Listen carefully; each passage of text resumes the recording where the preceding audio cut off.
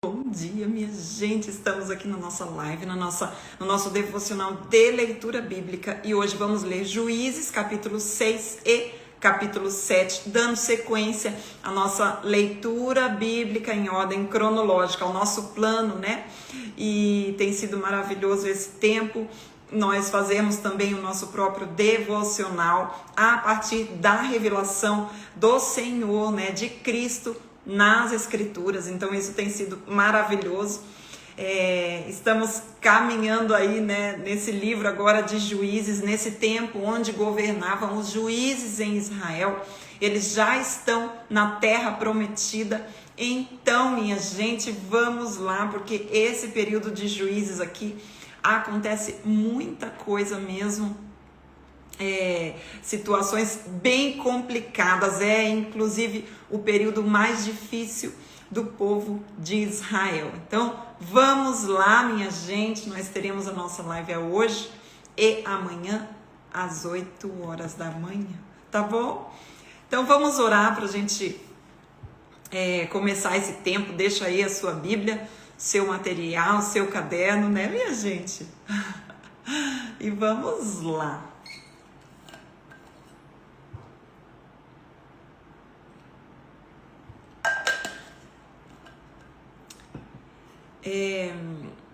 Eu recebi bastante mensagem que não está entregando, né, as lives aqui.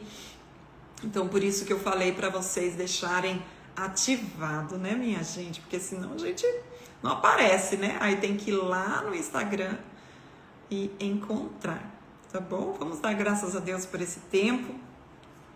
Paizinho, obrigada, Senhor, por esse dia. Obrigada por esse tempo que temos de podermos compartilhar da Tua Palavra, aprender com o Senhor, sermos exortadas, Senhor, naquilo que o Senhor quer nos ensinar, Pai.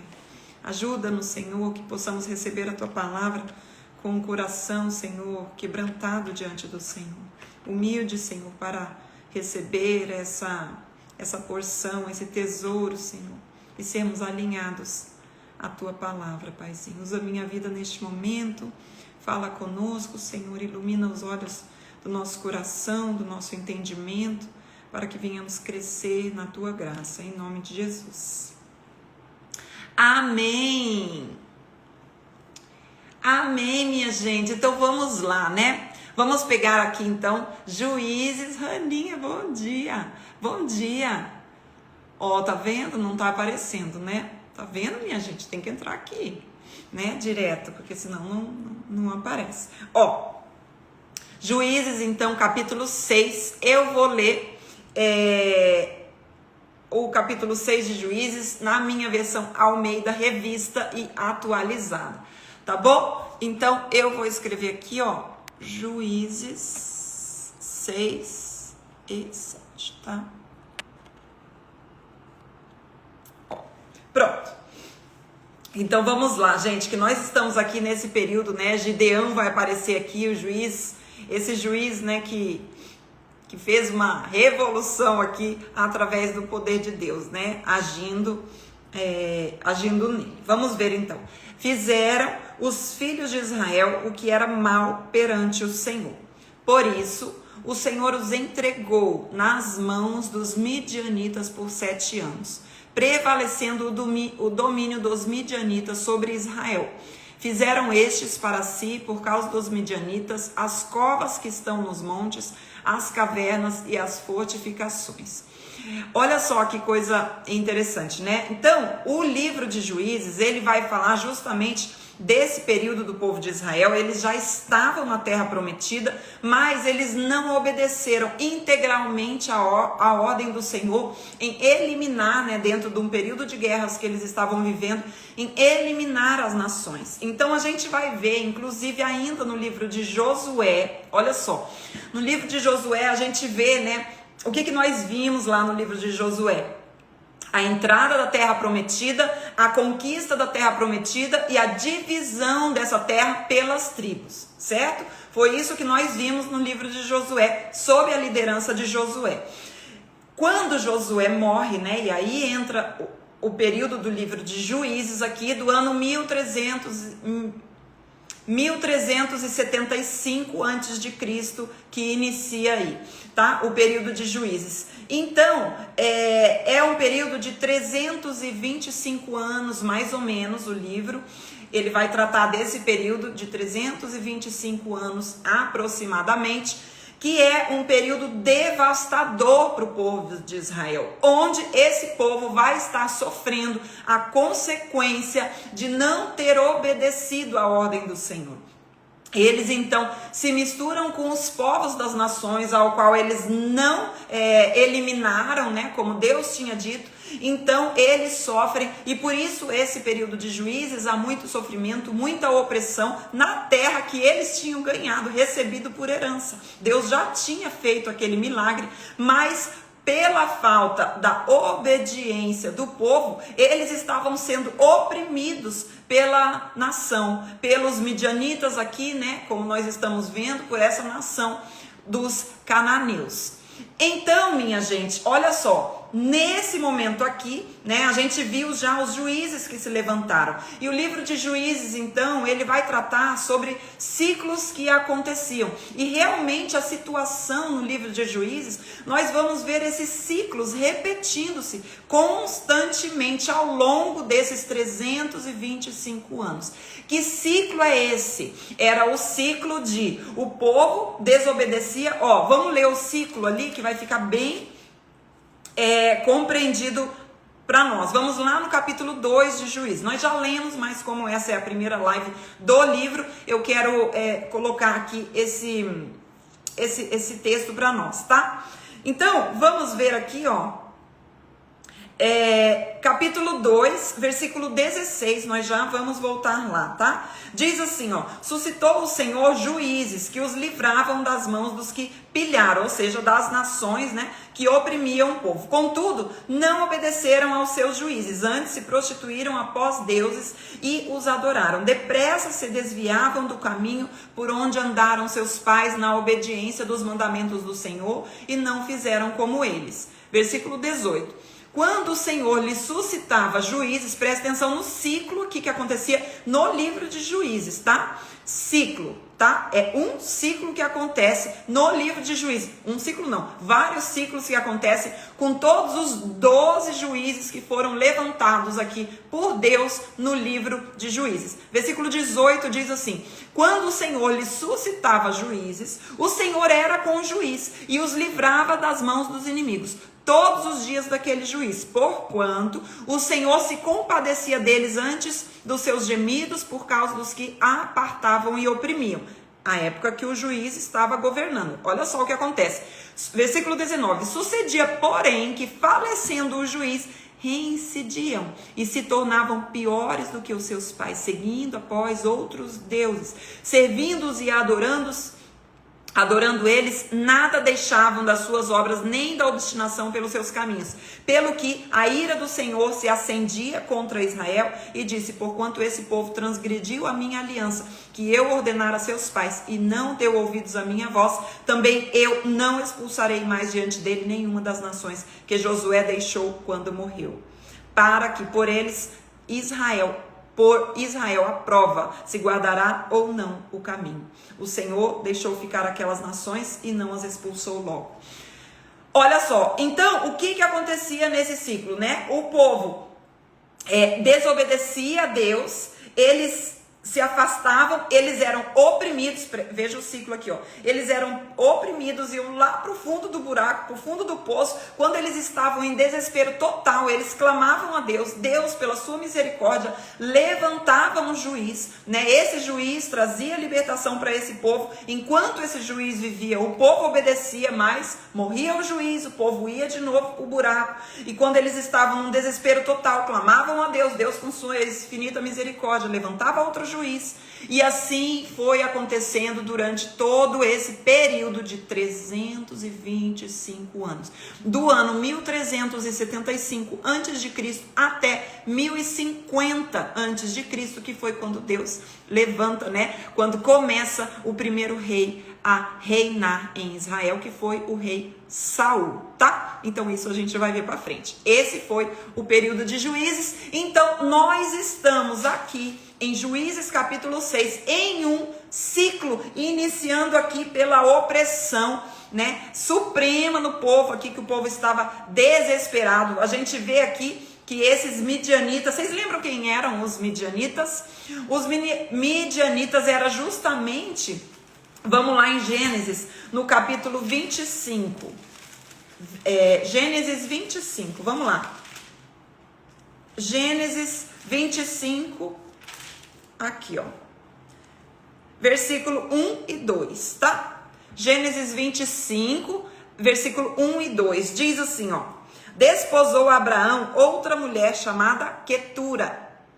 Ela lhe deu à luz a Zinrã, Joczã, Medã, Midian, Isbaque e Suá. Olha aí, da onde vieram os midianitas? Os midianitas vieram de Abraão com quem? Com Quetura, né? A mulher que ele teve depois de Sara, ele teve mais esses filhos aqui, e aqui está os midianitas, né? Que são o povo, os árabes, né? Eles são dessa linhagem aqui. E esses midianitas, eles estiveram sempre como inimigos do povo de Israel.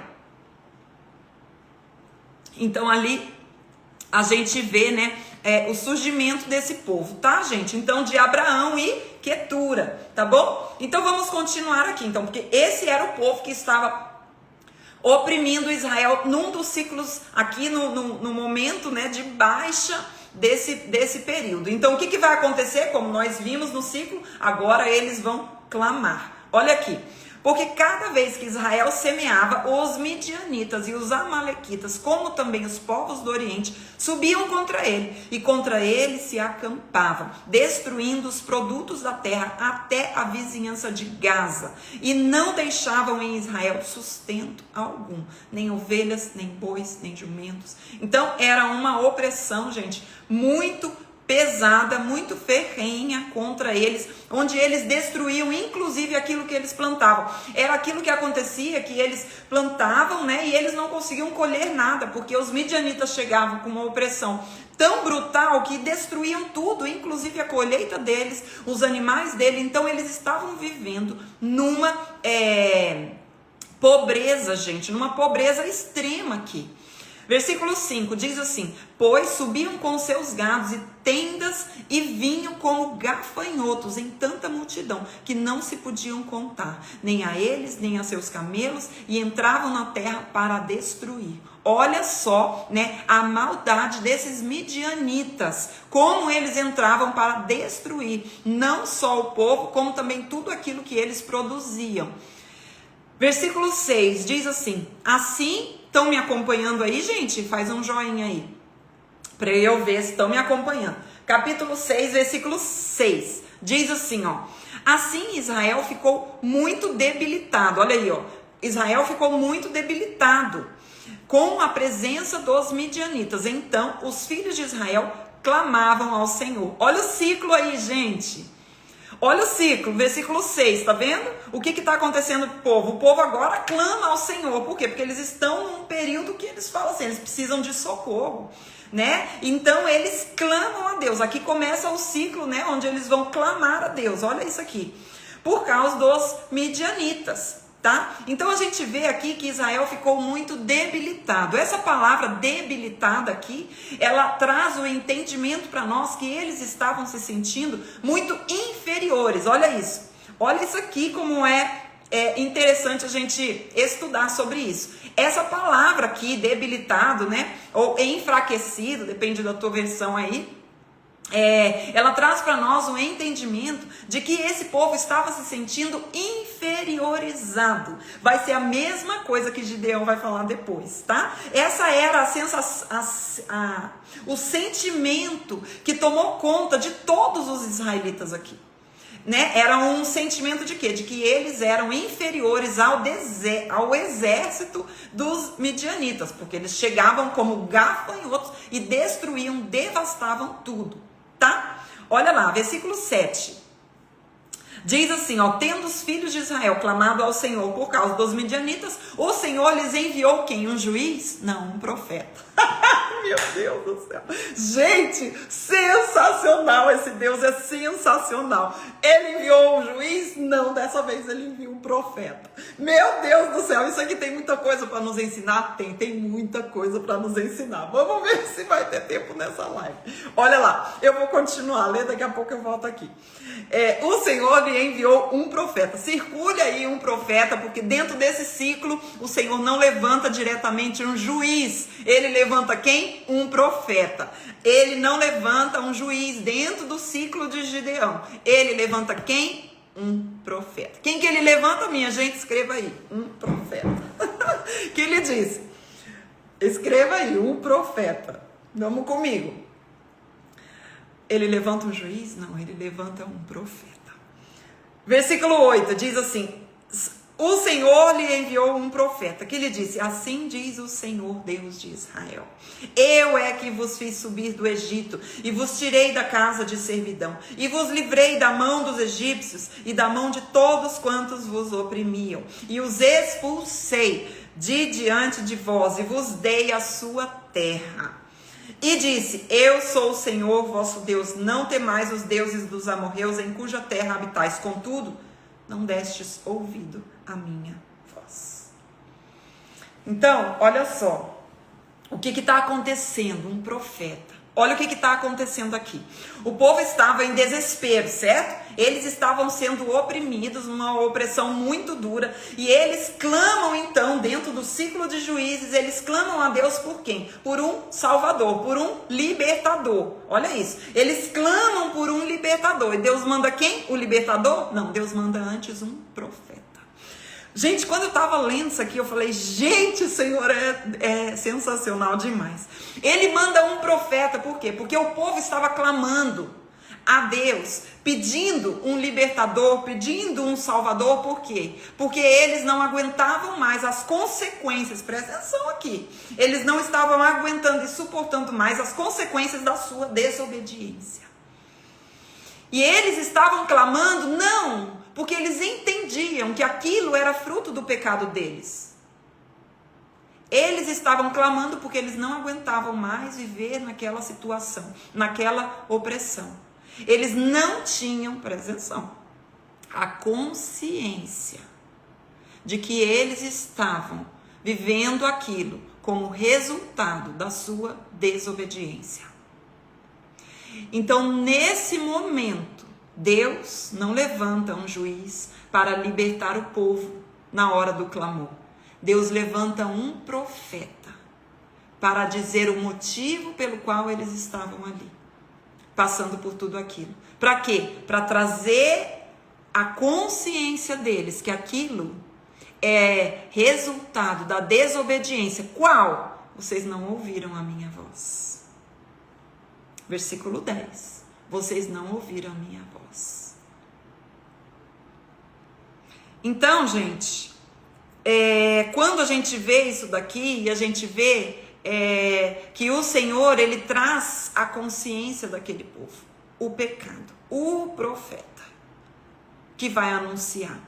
Esse profeta, a gente não vê o nome dele, a gente não vê, né, quem foi, a gente não sabe nada dele. A gente só sabe que Deus envia um profeta. Versículo 11, aí diz assim, ó: então veio o anjo do Senhor, veio o anjo do Senhor, e assentou-se debaixo do carvalho que está em Ofra, que pertencia a Joás e Bezerita, e Gideão, seu filho, estava malhando trigo no lagar para pôr a salvo dos midianitas. Ele estava malhando trigo não no lugar onde ele tinha que malhar o trigo. Ele estava malhando o trigo, né? E levantando esse trigo, porque eles tinham que debulhar, né? Não sei como é que fala a palavra. Esse trigo, e eles jogavam para cima para poder sair a palha e ficar o trigo. E eles estavam fazendo aqui, Gideão estava fazendo num lugar escondido, num lugar que não era o provável, né? Para quê? Porque ele estava vivendo escondido dos midianitas, para ver se eles conseguiam, se Gideão conseguia ao menos uma pequena porção, né, para poder alimentar a sua família. Versículo 12 fala assim: então o anjo do Senhor lhe apareceu e lhe disse: o Senhor é contigo, homem valente. Meu Deus do céu, homem valente. Um homem que a gente já vai ver toda a sua valentia aqui, gente.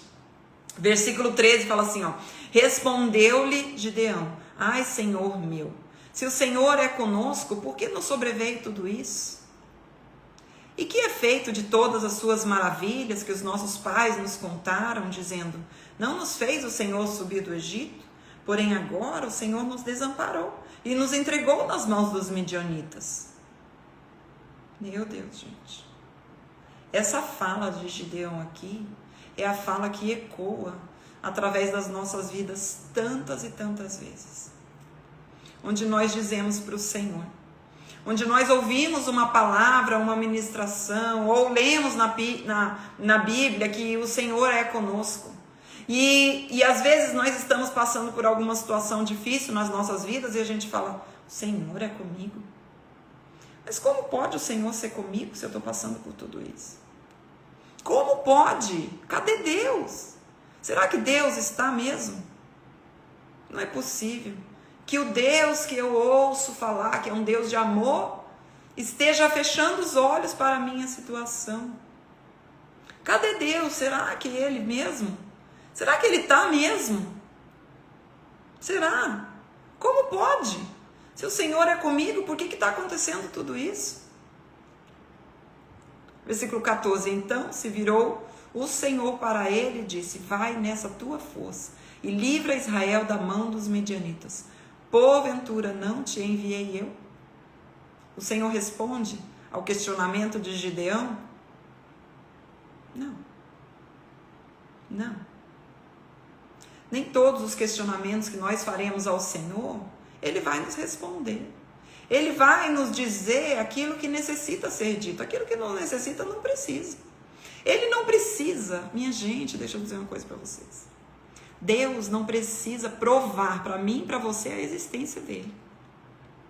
Ele é um ser eterno. É só você olhar pela sua janela e você ver essa natureza, esse céu, que a prova da existência de Deus já está. Não precisa. A gente não precisa que Deus não vai provar a sua autoexistência para nós. Não há necessidade disso. Então ele diz assim: vai nessa tua força. Como assim essa tua força, né? O homem estava lá escondido, fraco, com medo, se tremendo de medo dos midianitas. Vai nessa tua força. Homem valente. Que valente é esse, gente? Não te enviei eu. Versículo 15. E ele lhe disse: ai, Senhor meu, com que livrarei Israel? Eis que a minha família é a mais pobre em Manassés, e eu, o menor da casa do meu pai. Aqui a gente já tem, né? Eu quero trazer a nossa memória aqui, o nosso estudo. Aqui a gente vê que Gideão, ele era da tribo de Manassés, né? Olha lá, eu sou o menor, mais pobre. Então ele começa a fazer o quê? Lembra que eu falei sobre o sentido que o povo estava, ali, Israel ficou muito debilitado, e que essa palavra debilitada fala sobre uma inferioridade. Aqui é o mesmo sentido, né, que Gideão fala. É o mesmo sentimento de Gideão de inferioridade. E ele fala assim: ai, Senhor meu, com que livrarei? Eis que a minha família é a mais pobre de Manassés e eu, o menor da casa do meu pai. É só o menor, mais petitinho. Não tem como não. Sabe, aqui a gente vê esse menosprezo dele. E a Bíblia fala, né, a gente pode pensar assim: ah, mas isso aqui é uma qualidade. Não, gente. Isso aqui também é pecado, né? A Bíblia vai falar lá em Romanos, no capítulo 12. Vamos comigo lá em Romanos, no capítulo 12, versículo 4, eu acho. Deixa eu só confirmar. Romanos 12, versículo 3. Versículo 3. Romanos 12, 3. Olha isso aqui. Diz assim, ó: porque pela graça que me foi dada, digo a cada um dentre vós que não pense de si mesmo, além do que convém. Antes pense com moderação, segundo a medida da fé que Deus repartiu a cada um. Eu acho muito maravilhoso porque a Bíblia vai nos dizer que não é para a gente pensar nem além nem aquém sobre nós mesmos, nem além nem aquém, nem acima nem abaixo, mas pensar na medida de Deus, né? A cada um não pense de si mesmo além do que convém, nem além nem aquém, tá? Antes pense com moderação, segundo a medida da fé que Deus repartiu a cada um, né? Então a gente tem que ter um olhar para nós, né, segundo a medida de Deus. E quando eu estava vendo esse texto aqui, eu me lembrei do apóstolo Paulo, gente. Olha isso aqui. Lá em 1 Coríntios, capítulo 15. Vamos lá, 1 Coríntios, capítulo 15. Amém, gente? Bora soltar as folhinhas da nossa Bíblia, né? Esse negócio de folhinha grudada não é com o nosso time, não, gente. 1 Coríntios, capítulo 15, versículo 9 e 10. Meu Deus do céu, gente. Olha isso aqui. Se não é sensacional. Olha isso aqui. Isso aqui eu já tô adiantando uma cereja aqui. Tô cheia de cereja hoje, hein? Já tô adiantando uma cereja aqui para nós hoje. Olha lá. 1 Coríntios capítulo 15, versículo 9 e 10. Diz assim, ó. Isso aqui é o apóstolo Paulo falando, tá? O apóstolo Paulo falando. Ele diz assim: porque eu sou o menor dos apóstolos, que mesmo não sou digno de ser chamado apóstolo, pois persegui a igreja de Deus, mas pela graça de Deus sou o que sou, e a sua graça que me foi concedida não se tornou vã. Antes trabalhei muito mais do que todos eles, todavia não eu, mas a graça de Deus comigo. Meu Deus do céu, olha isso aqui, gente. A graça de Deus. Então, o apóstolo Paulo aqui, ele também diz assim como Gideão. Ele fala assim: eu sou o menor dos apóstolos, eu não sou digno, mas a graça de Deus, né? Ela trabalhou na minha vida. E a graça de Deus fez ser o que eu sou. É só pela graça de Deus, a mesma coisa que aconteceu lá com Gideão, gente. Olha isso aqui, sensacional. A graça, essa é a força de Gideão. Não é por ele, né? Mas é por aquele que habitava nele, aquele que encheu Gideão, a vida de Gideão aqui. Então, gente, é por isso que ele fala ali, né? Versículo 16, tornou-se, ele se menospreza, né? Ele fala que ele é o menor, aquela parte ali do versículo 15. Versículo 16, tornou-lhe o Senhor: já que eu estou contigo, ferirás os midianitas como se fossem um só homem. Já que eu estou contigo, você vai ferir os midianitas como se fossem um só homem. O exército dos midianitas era em torno de 135 mil homens. Só para vocês terem uma ideia. 135 mil homens. Ele respondeu: se agora achei mercê diante dos teus olhos, dá-me um sinal de que és tu, Senhor, que me falas. Rogo-te que daqui não te apartes até que eu volte e traga a minha oferta e a deponha perante ti. Respondeu ele: esperarei até que voltes. Entrou Gideão e preparou um cabrito e bolos asmos e efa de farinha e carne e pôs num cesto e o caldo numa panela e trouxe-lhe até debaixo do carvalho e lhe apresentou. Porém, o anjo de Deus lhe disse: toma a carne e os bolos asmos, põe-nos sobre essa penha e derrama-lhes por cima o caldo. E assim o fez. Estendeu o anjo do Senhor a ponta do cajado que trazia na mão e tocou a carne e os bolos asmos. Então subiu o fogo da penha e consumiu a carne e os bolos, e o anjo do Senhor desapareceu da sua presença. Olha só, aqui já acontece um milagre, né? Deus já está confirmando a presença dele para Gideão. Viu Gideão que era o anjo do Senhor e disse: ai de mim, Senhor Deus, pois vi o anjo do Senhor face a face. Porém o Senhor lhe disse: Pai seja contigo, não temas, não morrerás. Então Gideão edificou ali um altar ao Senhor e lhe chamou de O Senhor é Paz. Ainda até o dia de hoje está o altar em Ofra, que pertence a abiesritas, tá? Agora a gente vai, né, entrar nessa segunda parte aqui, que é sobre o que Gideão faz, o que o Senhor, né, orienta Gideão a fazer antes da batalha contra os midianitas. Olha isso aqui, gente. Versículo 25 do capítulo 6, diz assim: naquela mesma noite lhe disse o Senhor: toma um boi que pertence a teu pai, a saber, o segundo boi de 7 anos, e derriba o altar de Baal, que é do teu pai, e corta o poste ídolo que está junto ao altar. Edifica ao Senhor teu Deus, um altar no cimo deste baluarte, em camadas de pedra, e toma o segundo boi e o oferecerás em holocausto com a lenha do poste ídolo que vieres a cortar. Então Gideão tomou 10 homens entre os seus servos e fez como o Senhor lhe dissera, temendo ele. Veja só o temor dele, né? Ele ainda tinha medo, ele tinha muito medo. Olha lá. Porém, a casa do seu pai e os homens daquela cidade não o fez de dia, mas de noite. Versículo 28, levantando-se, pois, de madrugada, os homens daquela cidade, eis que estava o altar de Baal derrubado. Olha lá, ó, tá vendo? Gideão tinha derrubado durante aquela noite. Quando o pessoal acordou, né, os próprios israelitas viram e o poste ídolo estava derrubado, cortado. E o referido segundo boi fora oferecido no altar edificado. E uns aos outros diziam, quem fez isso? E perguntando e inquirindo disseram, foi Gideão, o filho de Joás fez essa coisa. Olha isso. Versículo 30, gente, presta atenção aqui, olha isso aqui, gente.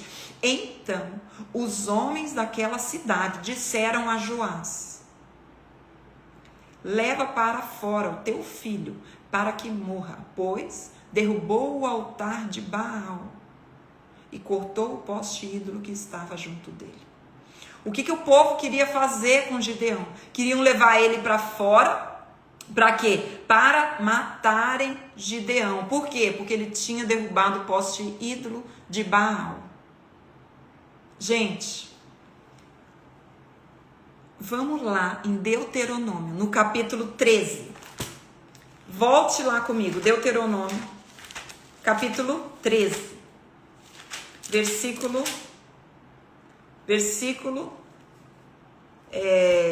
6.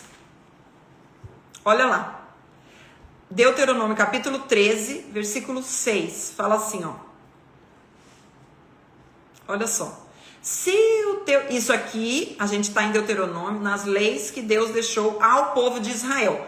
No texto de Gideão que nós estamos lendo, né, em Juízes, aquela mensagem está sendo direcionada para o povo de Israel, tá? Eles estavam querendo apedrejar, né, matar Gideão, porque ele tinha derrubado o ídolo, tá? O poste ídolo ali. Agora vamos lá para o Deuteronômio 13, a partir do verso 6, fala assim, ó.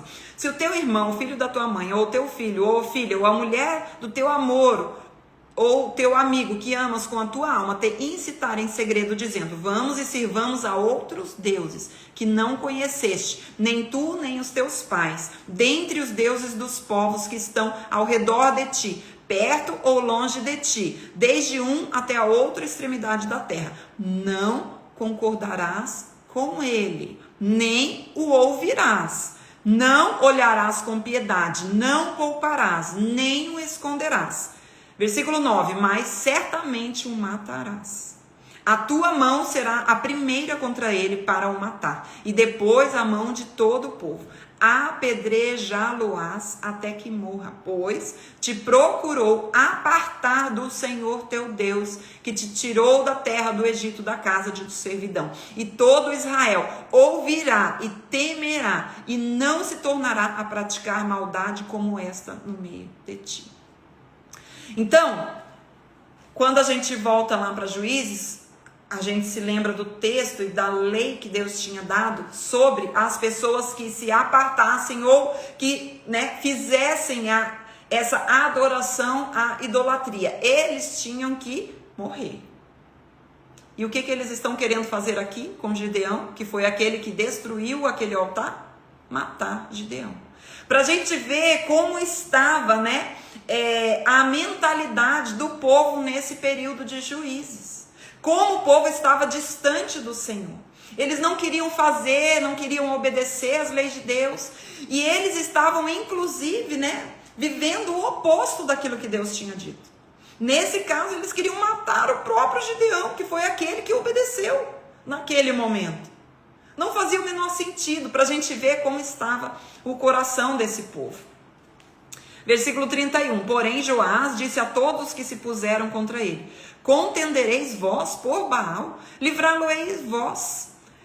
Qualquer que por ele contender, ainda esta manhã será morto. Se é Deus, que por si mesmo contenda, pois derribaram o seu altar. Né? Então Joás, que era o pai de Gideão, falou assim: deixa que o próprio Baal defenda. Vão vocês agora defender o Baal? Né? Então deixa que o próprio Baal, claro, ele estava tentando de alguma forma proteger o seu filho, né?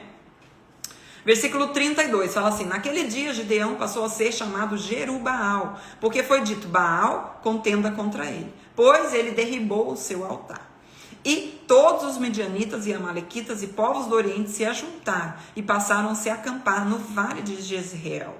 Então o Espírito do Senhor revestiu a Gideão, o qual tocou a rebate, e os abiezeritas se ajuntaram após dele.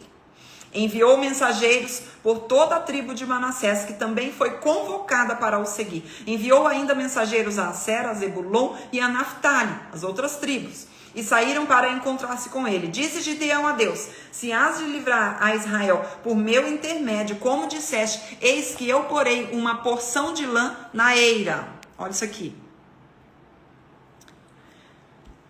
Versículo 37 do capítulo 6. Eis que eu porei uma porção de lã na eira. Se o orvalho estiver somente nela e seca a terra ao redor, então conhecerei que has de livrar Israel por meu intermédio, como disseste. E assim sucedeu, porque ao outro dia se levantou de madrugada e, apertando a lã do orvalho, dela espremeu uma taça cheia de água. Olha aí a imagem.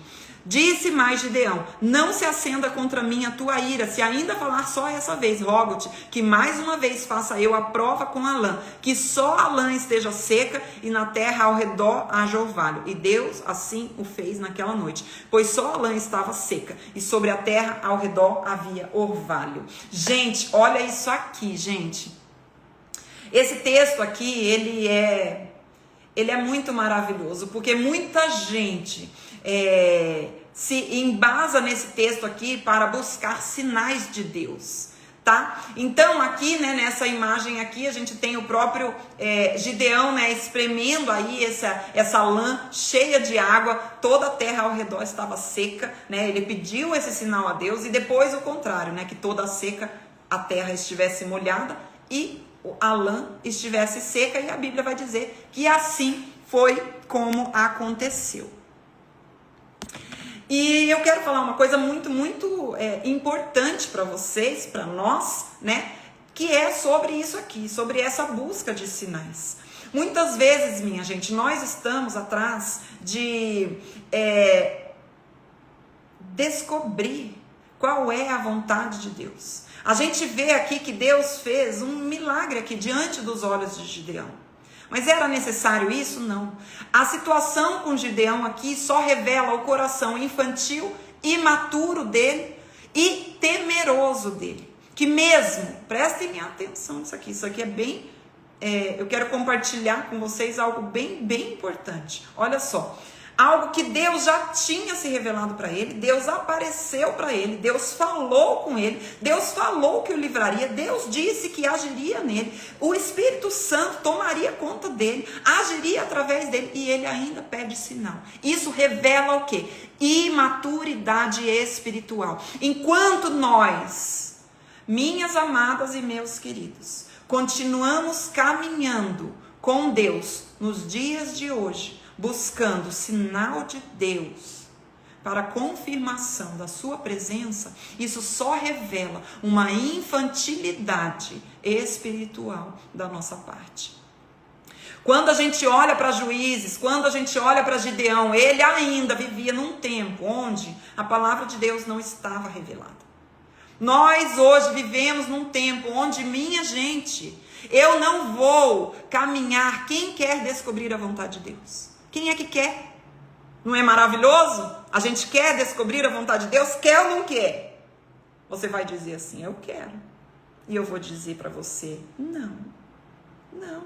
Porque nós não caminhamos querendo buscar, descobrir a vontade de Deus como se ela estivesse encoberta. Porque a vontade de Deus já está aqui para nós, totalmente revelada. Absolutamente tudo que eu preciso já está revelado. Eu não preciso de sinal nenhum da existência e da presença de Deus. Eu não preciso. Deus pode fazer? Ele pode, mas eu preciso para guiar o meu caminho? Não. Eu já tenho toda a vontade de Deus revelada nas Escrituras. Então, enquanto eu estou atrás de sinais de Deus para fazer algo, isso revela a minha imaturidade e a minha preguiça espiritual. Preguiça. Sim, minha amada e meu querido. Você e eu somos preguiçosos em buscar conhecer e experimentar a vontade de Deus que já está revelada enquanto estamos atrás de sinais de Deus. Nós não precisamos disso. Nós já temos a palavra de Deus revelada. Aí, pela preguiça minha, pela minha falta de buscar a presença de Deus, o que eu faço? Senhor, que tal pessoa venha falar comigo. Que tal pessoa apareça com tal roupa, que um arco-íris apareça na minha frente. Que eu acorde, que o meu marido fale tal coisa comigo. Que vergonha. Infantilidade. Ok, se a gente está começando na caminhada com o Senhor, ok, mas se você já está caminhando com o Senhor há muito tempo, continua pedindo sinais. Infantilidade e preguiça espiritual, é isso. E o que eu preciso? Um profeta seja levantado. Para quê? Para me anunciar o quê? O pecado. Preguiça é pecado. Pecado. Preguiça de ler a Bíblia. Pecado. O profeta foi levantado antes do libertador. A palavra já está, minha gente. Nós já temos todos os princípios que necessitamos para caminhar uma vida em plenitude com o Senhor. Então, aqui foi um período onde não tinha palavra. E quando nós olhamos para Gideão, e muita gente se apega aos sinais de Gideão, quando a gente olha para o coração de Gideão, era um coração fraco, amedrontado, com medo de tudo e que não confiava em Deus. Como é que eu posso querer como é que eu posso querer usar a atitude que Gideão teve, buscando sinais para a minha vida? Não, gente. Esse é dos exemplos que aconteceu ali de forma pontual. Isso não é uma orientação de Deus para mim e para você. Foi algo pontual que aconteceu. Hebreus no capítulo 1. Vamos lá, minha gente. Eita lasqueira, vamos lá em Hebreus no capítulo 1. Meu Deus, gente. Isso é o que, gente? Sensacional. Hebreus capítulo 1, meu Deus do céu. Diz assim. É outro nível, gente. É outro nível, olha isso aqui. Profundo, a gente vai lá no profundo. Olha lá. Havendo Deus outrora falado muitas vezes e de muitas maneiras, outrora falado aos pais pelos profetas, nesses últimos dias nos falou pelo Filho, a quem constituiu herdeiro de todas as coisas, pelo qual também fez o universo. Antes, ele falava de muitas formas, de muitas maneiras. Mas hoje, a palavra já está revelada. Versículo 3 fala assim, ele é o resplendor da glória e a expressão exata do seu ser, sustentando todas as coisas pela palavra do seu poder. Depois de ter feito a purificação dos pecados, assentou-se à direita da majestade nas alturas. Jesus Cristo. Meu Deus do céu. Vocês estão entendendo isso daqui? A palavra de Deus sendo revelada de uma forma pessoal, pontual. Eu não posso utilizar aquilo que aconteceu com a vida de Gideão de uma forma geral para a minha caminhada com o Senhor. Não, aquilo foi muito pontual com ele. Ok? Vocês entenderam essa parte, gente? Vocês entenderam? Estamos mergulhando mais profundamente sobre isso de sinais. Isso é importantíssimo. Capítulo 7 fala assim: então, Jerubaal, que é Gideão, se levantou de madrugada e todo o povo que com ele estava, e se acamparam junto à fonte de Arode, de maneira que o arraial dos midianitas lhe ficava para o norte, no vale, defronte do outeiro de Moré. Amém, gente? Sensacional, né? Bom demais. Ai, Jesus, não tinha caminho. Olha lá, versículo 2. Disse o Senhor a Gideão. Gente, o Senhor se revelava para ele. É demais o povo que está contigo para eu entregar os midianitas nas suas mãos. Israel poderia se gloriar contra mim, dizendo: a minha própria mão me livrou. Apregou-a, pois, aos ouvidos do povo, dizendo: quem for tímido e medroso, volte a retirar-se da região montanhosa de Gileade. Então voltaram do povo 22.000 e 10.000 ficaram. Ou seja, quantos nós temos aqui no exército de Gideão? 32.000. Nós tínhamos aqui 32.000. É interessante que ele fala: quem for tímido e medroso, né? Ou seja, quem podia tomar a frente desse povo aqui era o próprio Gideão, né? Era o próprio Gideão. Olha lá. Então, voltaram ao povo. Então, nós temos aqui um exército com Gideão de 32.000 homens contra 135.000. Já era uma diferença astronômica, né? Mas Deus ainda diz: não, porque mesmo com os 32, esse povo ainda vai se gloriar, ainda vai dizer que foi o seu próprio braço que os livrou. Quer saber? Tira os medrosos e os tímidos. Eles, disse mais o Senhor a Gideão: ainda há povo demais, faze-o descer as águas. E ali, olha lá, versículo 4 do capítulo 7. Disse mais o Senhor a Gideão: ainda há povo demais, faze-o descer as águas, e ali tos provarei. Aquele de quem eu te disser, esse irá contigo. Esse contigo irá, porém todo aquele quem eu te disser, este não irá contigo, esse não irá. Fez Gideão descer os homens às águas. Então o Senhor lhe disse: todo que lamber a água com a língua, como faz o cão, esse porás à parte, como também a todo aquele que se abaixar de joelhos e beber. Foi o número dos que lamberam e, levando a mão à boca, 300 homens.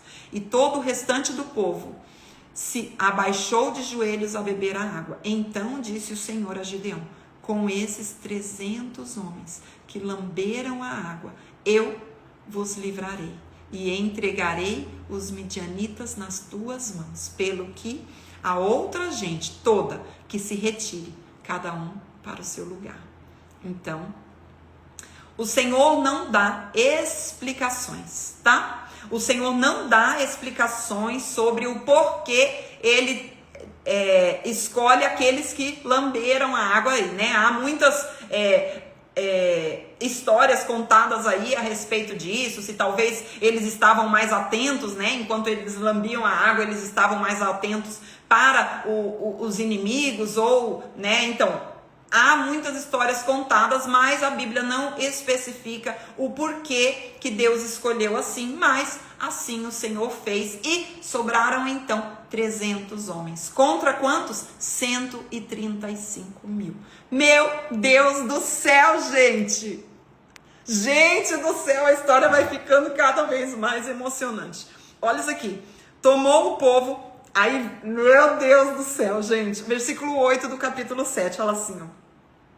Tomou o povo, vou pegar uma, gente, eu não aguento. Tomou o povo provisões nas mãos e as trombetas. Gideão enviou todos os homens de Israel, cada um à sua tenda. Porém, os 300 homens reteve consigo. Estava o arraial dos midianitas abaixo dele, no vale.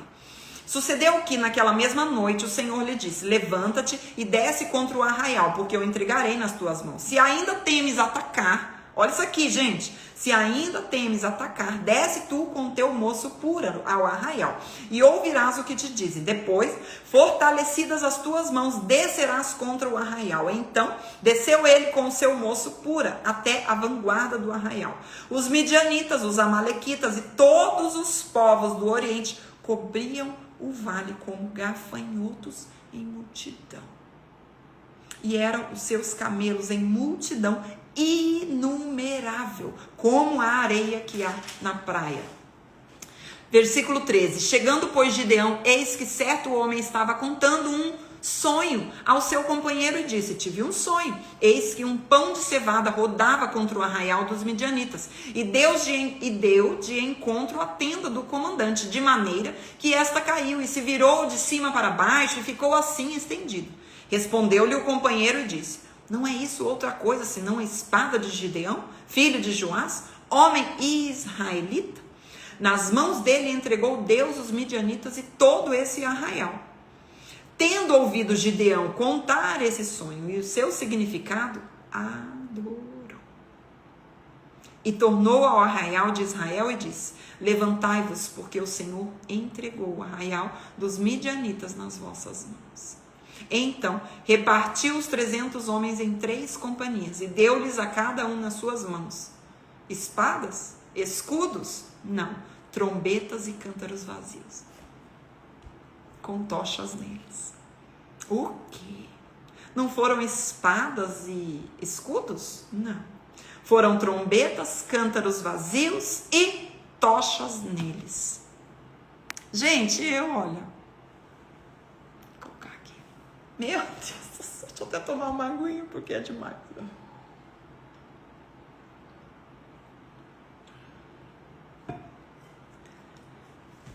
O exército, além da diferença numérica, nós temos aqui um exército com camelos, com armamento de 135 mil que cobriam como areia, que não podiam contar, eles eram incontáveis. Além disso, além dessa diferença numérica, o exército de Gideão vem com o que, gente? Trombeta, cântaro vazio e tocha nas mãos. Vamos ver como se deu essa batalha aqui, porque é sensacional. E diz assim: e disse-lhe: olhai para mim e fazei como eu fizeste. Chegando eu às imediações do arraial, como fizer eu, assim fareis. Quando eu tocar a trombeta e todos os que comigo estiverem, então vós também tocareis a vossa ao redor de todo o arraial. E direis: pelo Senhor e por Gideão. Chegou, pois, Gideão e os 100 homens que com ele iam às imediações do arraial, ao princípio da vigília média, havendo-se pouco tempo antes trocado as guardas. E tocaram as trombetas e quebraram os cântaros que traziam nas mãos. Olha, aqui se dá a batalha e a estratégia que Deus deu a Gideão. Nesse momento aqui, o que eles fazem? Eles tocam a trombeta e eles quebram os cântaros de barro que eles tinham, né? Como a gente vê aqui na imagem. E fazem muito barulho com isso, minha gente. Eles quebram isso, estão com as tochas nas mãos. Assim, tocaram as 3 campainhas, as trombetas, e despedaçaram os cântaros e seguravam na mão esquerda as tochas e na mão direita as trombetas que tocavam e exclamavam: espada pelo Senhor e por Gideão. E permaneceu cada um no seu lugar ao redor do arraial, que todo deitou a correr e a gritar e a fugir. Todo o exército de Midian, né, os midianitas, passaram a correr. Olha isso. Ao soar das 300 trombetas, gente, 300 trombetas, o Senhor tornou a espada de um contra o outro. E isso em todo o arraial que fugiu rumo a Zererá, até Bet-Sita, até o limite de Abel-Meolá, acima de Tabate. Então os homens de Israel, de Naftali, de Asser e todo Manassés foram convocados e perseguiram os midianitas. Gideão enviou mensageiros a todas as montanhas de Efraim. Olha isso aqui, dizendo: descei de encontro aos midianitas e impedi-lhes a passagem pelas águas do Jordão até Bet-Bará. Convocados, pois, todos os homens de Efraim, cortaram-lhe a passagem pelo Jordão até Bet-Bará e prenderam os 2 príncipes dos midianitas, Oreb e Zeeb. Mataram Oreb na penha de Oreb e Zeeb mataram no lagar de Zeeb. Perseguiram aos midianitas e trouxeram as cabeças de Oreb e de Zeeb a Gideão, da além do Jordão. Então, minha gente, olha isso aqui. Que coisa sensacional. Nós vemos aqui que a batalha se deu porque Deus tinha dito que ele estaria com esse povo, né? Gideão, foi tudo por ordem de Deus. Então, eu quero finalizar essa nossa leitura de hoje, né, com a cereja do bolo, bota aí a cerejinha do bolo, dizendo que diante de todos os temores de Gideão, né, diante de todo o medo que existia no coração de Gideão e também no coração de toda a nação de Israel, né, a Bíblia vai dizer, né, que o verdadeiro amor lança fora todo medo. Esse verdadeiro amor, quem é, gente? É a presença de Deus. Deus, a sua presença, o amor, ele não é um sentimento, o amor é uma pessoa, Jesus Cristo. Ele está dizendo aqui, o verdadeiro amor lança fora todo medo. E quando Deus aparece para Gideão, ele diz isso: eu estou com você, eu vou fazer. Então, minha gente, o verdadeiro herói de toda a batalha de Gideão contra os midianitas, de 135 mil contra 300 homens, sem eles terem feito um movimento de batalha, eles vencem tocando a trombeta, o barulho dos vasos quebrando. O povo, os midianitas ficam com medo, né? Agora os midianitas que ficam apavorados, que acordam naquela vigília da noite e eles começam a entrar em batalha uns contra os outros. O povo de Deus não precisou fazer nada, a não ser obedecer ao pedido de Deus, que era um pedido realmente de um milagre que estava acontecendo. E sabe, gente, quando nós olhamos para a história de Gideão, e nós vemos que amanhã a gente vai continuar, né, ainda sobre Gideão, mas quando nós vemos que o grande herói dessa batalha contra os midianitas não foi Gideão, foi o próprio Deus. Foi Deus. Ele estava à frente da batalha. O povo se coloca diante de Deus em obediência a um pedido que somente um milagre. Deus fez, minha gente, o milagre dele, porque diante da fraqueza do povo, diante da inferioridade do exército de Israel, nós conseguimos ver a evidência da graça de Deus. Sabe, tem um jargão por aí, né? Que se dizem, Deus não escolhe os capacitados, mas capacita os escolhidos. Não tem um jargão disso? Não é de Deus não, gente. Não é de Deus não, esse jargão aí. Porque Deus, muitas vezes, ele escolhe pessoas sim capacitadas. Ele escolhe sim pessoas capacitadas. E mesmo assim, ele enche essa pessoa com seu espírito para que essa pessoa cumpra o seu propósito. Deus escolhe pessoas que são fracas. Deus escolhe pessoas fracas. Deus escolhe também pessoas que possam ter uma força física. Mas mesmo diante da sua força física, Deus ainda diminui todo o exército de Gideão para que possa ver com evidência que foi a graça de Deus quem fez isso. Sabe, enquanto nós andamos na nossa capacidade, naquilo que nós podemos fazer, né? Achando que a força é nossa. Eu ia procurar um texto aqui. Em 2 Coríntios, capítulo 12. Vamos lá comigo. Cereja. 2 Coríntios, capítulo 12, versículo 10. Olha isso aqui. Diz assim, ó. Aqui a gente tem o texto de Paulo, né, falando sobre o espinho da carne, mas lá no versículo 10 fala assim, ó, 2 Coríntios, capítulo 12, versículo 10. Diz assim, ó: pelo que sinto prazer nas fraquezas, nas injúrias, nas necessidades, nas perseguições, nas angústias por amor de Cristo. Olha lá, Como que finaliza? Porque quando sou fraco, então é que sou forte. Quando sou fraco, é que sou forte. Porque a graça de Deus, ela nos habilita a cumprir o propósito de Deus através das nossas vidas. É a graça de Deus que nos habilita. Então, quando a gente vê isso daqui, e a gente vê que Deus, ele nos fortalece para cumprir o seu chamado. Deus fortaleceu Gideão. Lá em Salmos, só para finalizar, tá, gente? Salmo 103, versículo...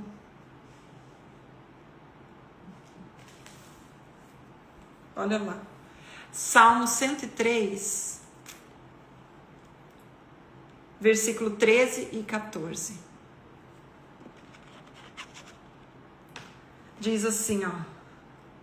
E aí eu vou finalizar, gente, com a cereja do bolo da cereja de hoje. Mas eu quero ler esse texto para vocês. Salmo 103. Amém, gente? Versículo 13 e 14 diz assim, ó. Como um pai se compadece dos seus filhos, assim o Senhor se compadece dos que o temem.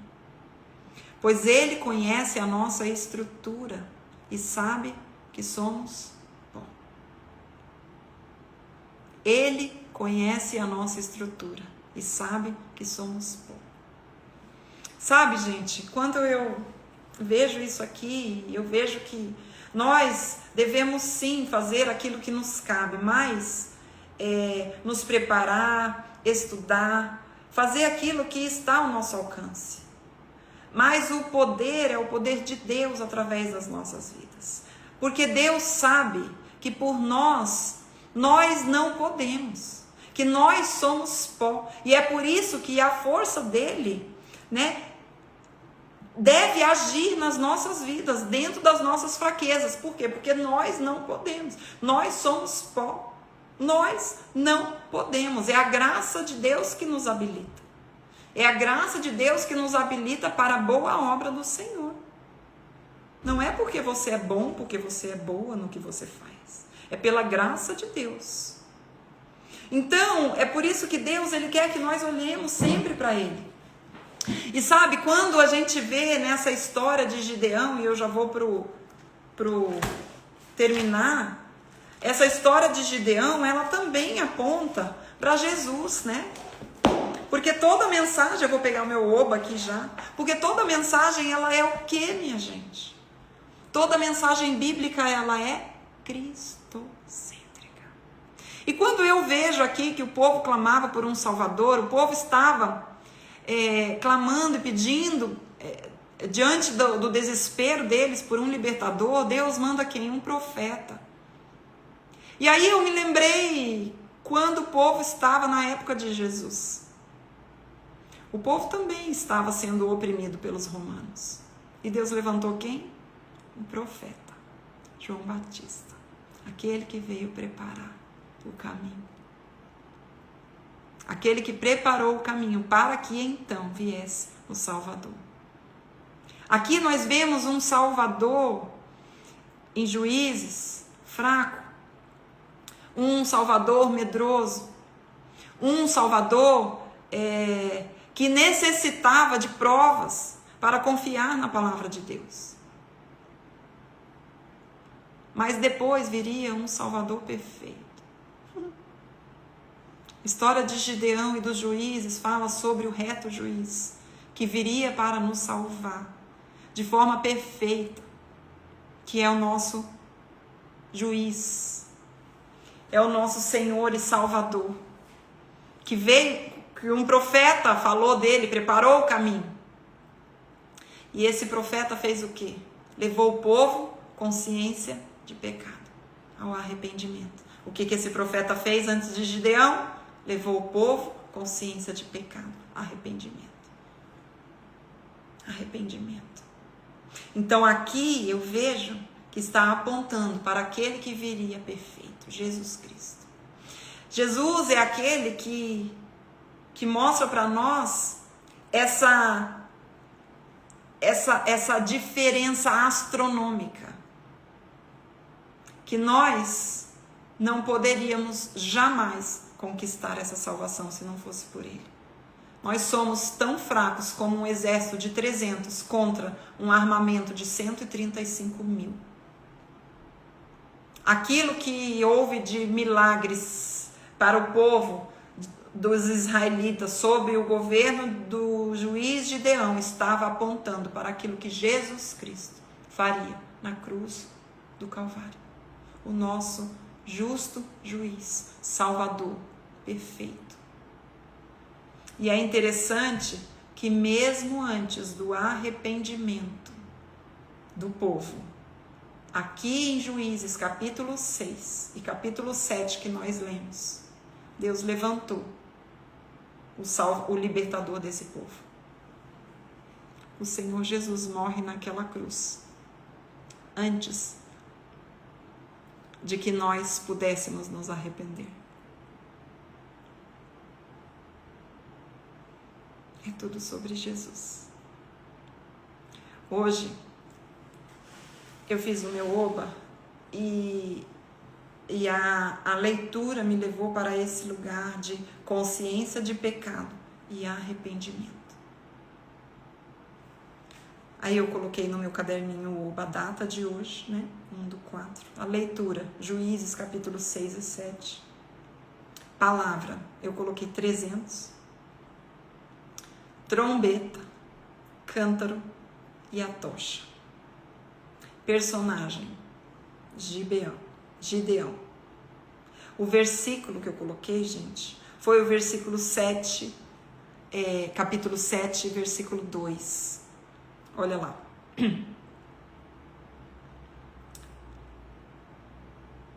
Eu vou colocar a foto do meu caderno. Amém. Compraram meu Oba? Não entendi. Capítulo 7, versículo 2, diz assim: Disse o Senhor a Gideão: É demais o povo que está contigo para eu entregar os midianitas nas suas mãos. Israel poderia se gloriar contra mim, dizendo: A minha própria mão me livrou. É povo demais. O povo pode ser que ele olhe para si mesmo e ache que foi ele.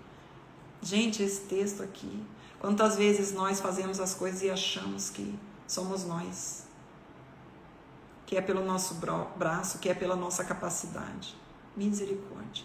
Aplicação. Já que o povo, eu coloquei assim, já que o povo não conseguia enxergar o agir de Deus e a sua presença, essa batalha é para tirar qualquer possibilidade da capacidade humana e colocar o poder em Deus. Ele é o grande herói de toda a história e usa a nossa fraqueza para evidenciar o seu poder. Deus usa a nossa fraqueza para evidenciar o seu poder. Deus usa a nossa fraqueza para evidenciar o seu poder. É por isso que há força na fraqueza. E essa força não é nossa. E a oração, Pai, eu coloquei assim, Pai, que os meus olhos não descansem nas minhas capacidades, mas sempre confiem no Senhor e na força do seu poder que age na minha fraqueza, para que a sua glória seja sempre evidente. Amém. Amém. Então, amanhã nós teremos a live aqui às 8 horas e vamos continuar ainda na história de Gideão, tá? Então, espero vocês amanhã, gente, nessa live que a gente finaliza. Meu Deus, vai estar demais. Então, até amanhã. Glória a Deus. Tá bom, gente?